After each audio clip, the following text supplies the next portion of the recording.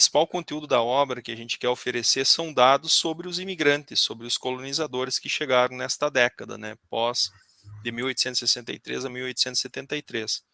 Então, nós criamos um formato padronizado que traz uma série de informações a respeito destes colonizadores. Então, na parte superior, vocês veem um pequeno cabeçalho, onde basicamente vai atender a seguinte padronização, a seguinte ordem, né? Nós temos o sobrenome, sempre em letra maiúscula, o nome, a idade, estado civil, religião, profissão, o estado de origem, aqui a gente chama estado de origem porque nem sempre é um país consolidado, porto e navio de procedência, a cidade e data de chegada e data de partida, se aplicável, nem sempre tem informação de quando aqueles imigrantes que chegaram a Porto Alegre deixaram Porto Alegre para ir à colônia, e a localidade de destino, né, ou a colônia de destino, ou também muitas vezes observações. Entre parênteses, vocês vão ver essa informação, correções, se aplicável.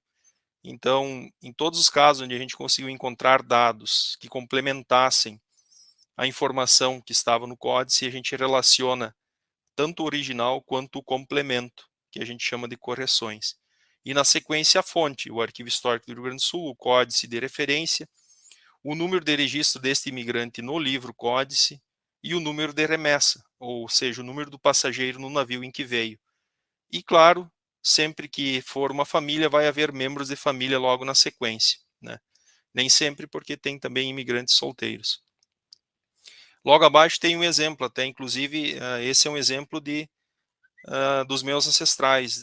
Nesse livro, para vocês terem uma ideia, nessa década eu tenho 5 famílias imigrantes que vieram nessa década. Né? Das minhas 34 famílias imigrantes, nesta década entraram 5 famílias imigrantes.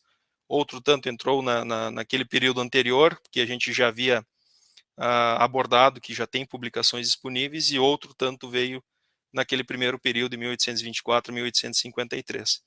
Então, nesse exemplo aqui, eu já trago um exemplo onde justamente tem a composição de todas as informações que vocês viram acima. Tem o sobrenome, veja que o sobrenome ele tem um pequeno equívoco de transcrição, ele está escrito Spirnik, né, ou Spirnich, e na verdade é Spiring, né, como vocês veem entre parênteses, então por isso a correção.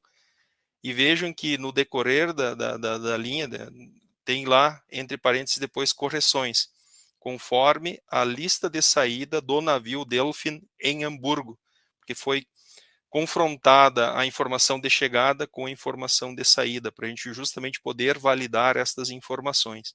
Então tem os dados aqui, o nome, a idade, a religião, a profissão, muitos obviamente eram lavradores, natural da Prússia, né? Mas o que é a Prússia, né? Prússia é aquele grandioso reino que compôs o Império Alemão depois também. Quando chegaram no Brasil, colônia de destino, por exemplo, Nova Petrópolis, a fonte, né, como foi dito, o códice 299, em que página do códice se encontra, e o número de registro no códice, na sequência, os membros da família, né? Então tem a Luísa, que é a esposa, e 2 filhas de nome Guilhermina, olha só, estranho, né? 2 filhas com uma pequena diferença de idade. E confrontando novamente a lista de origem, na verdade não eram 2 filhas de nome Guilhermina. Era uma filha de nome Guilhermina, Wilhelmine, de 5 anos, e um filho de nome Guilherme, Wilhelm, de 2 anos. Depois um outro filho, Alberto, e também veio o sogro, Amadeu Altmann, no caso, que compôs essa família. Então, esse é o tipo de informação que vocês estarão recebendo, vocês estarão encontrando a respeito dos antepassados que vocês possam estar procurando. A maior parte, obviamente, do livro é composta dessas informações, são 260 páginas, trazendo informações sobre os imigrantes que entraram nesta década.